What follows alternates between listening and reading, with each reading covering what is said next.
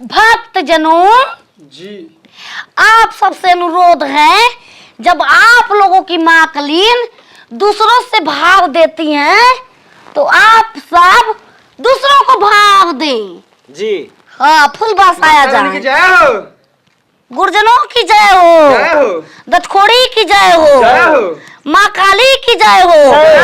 दोनों हाथ ऊपर करेंगे। सारा रा रा रा रा रा रा रा रा रा जोगी जा सारा रा रा बा भाई बा बाकला रे बा बाखलारी बा। एक पेट पकोवा बोले एक पेट पचील, एक पेड़ पकोवा बोले एक पेड़ पचील। काली में के दोनों चोली भइल बाटे गिल बोल हाई ए हां। करिया में के दोनों चोली भइल बाटे गिल बोल हाय रे हां। हमरा के समझ नहीं के गुरुजी कब है ई बताई। मैं आज की गुरु हूँ। यह है मातेश्वरी काली माँ, मेरे को सपने में दर्शन दी थी। मैं उनको पकड़ के रखा। तुमको कैसे जाने दूं? तुमको कैसे जाने दूं? मेरा बात पहले क्लियर सुनो। मैं सपना देखा था जी। रात में मेरे काली माँ दर्शन दिया था। अच्छा। मैं जाकर उनको पकड़ लिया। अच्छा। फिर उनको बैठा दिया। अच्छा। मैं अपने भगवती है हाँ माँ, आशीर्वाद दो मुझे, आशीर्वाद दो मुझे कि सुंदर तुम जब घर जाओगे तो यहाँ से आशीर्वाद लोगे, यहाँ से प्रसाद लोगे तब जाओगे। मुझे आशीर्वाद दीजिए कि मैं बिहार पुलिस का परीक्षा दूं, उसमें सक्सेस हो जाऊं।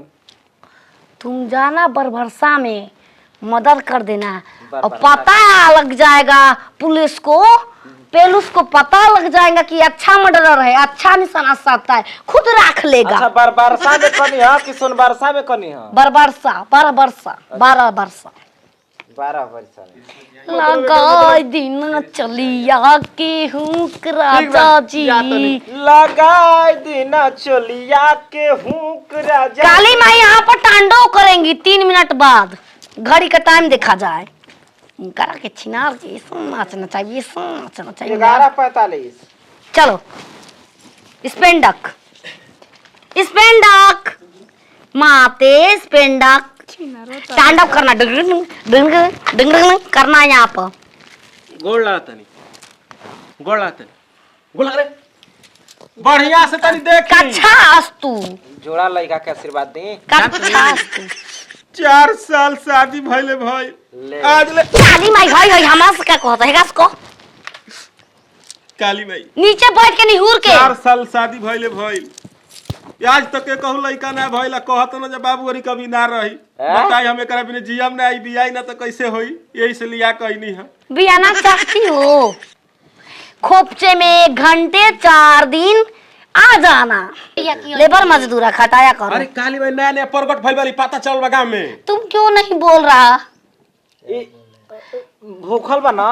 ओ काली माई का तुम्हारा व्रत लिया रहा है, प्रसाद उसको बड़ा चका नारियल बिना पानी वाला। अरे महाराज हमनी के बारे में विचार करी, का होई का ना होई, हम राण हो जाई कि मेहर बोल रही। मेहर रहना है। हाँ। काली माई इसका जपलाई दे दी। लगातार बच्चा हुआ 6 महीना बाद लगातार 5000 रुपया, 2 गो साड़ी, 2 गो मुर्गा और 1 किलो छेना के रसगुल्ला लिया के हमारे। हे माता ऐसा कुल उपकार मत करी, लगातार हो यहाँ तो इनकर दे ना रह जाई। 3 साल ढील जानती हो? चुप भोसरी, ढील जानती हो? कपार में का कितने बच्चे देती हैं? 120 बच्चे एक बार में। तुमको वो बना दूंगी मैं ढील। ना उ नहीं के बनला के जरूरत हमके। फिर इनकर लोग लेकर यहाँ का एक बच्चा चाहिए। इंसान के बच्चा एक होला, तू इंसान हो, बच्चा एक ही होई, ढील ना हो। लावड़ 20 बच्चा। लावड़ को नहीं देखा तुम? लावड़ के 100 गो बच्चे थे। लावड़ कहाँ लिया के ढोंगी लागत हवा सब। चल 6 महीने के बाद लइका ना हुई तब हिसाब किताब करी। 5000 रुपया 5000 रुपया, 2 साड़ी, 2 मुर्गा। ए हेलो, कुछ ना मिली। चली जल्दी हो जा दान पेटी बा दरिया 2 महीने में। तो अभी बताओ तनी। अरे फूल के बार आ छत देती आ छत। भगवान के मंदिर में जाल तो असही करलू। भगवान जो आशीर्वाद दे दे रहा, खूटा में बांध के लेके चल जाला घरे। तो हम जान लियन ढोंगी ना को 1000 गो देखले बानी। खाए पिए के चीज मैं अब कुछ समझ नहीं आ रहा। माँ की मान अपमान हो रही है यहाँ। माँ काली माँ है। ये भी इसका लाल क्यों नहीं? लाल चूरन क्यों नहीं खाए? छिनरी लाल तुम्हारा चूरन। ओ छिनरी। ओ दादा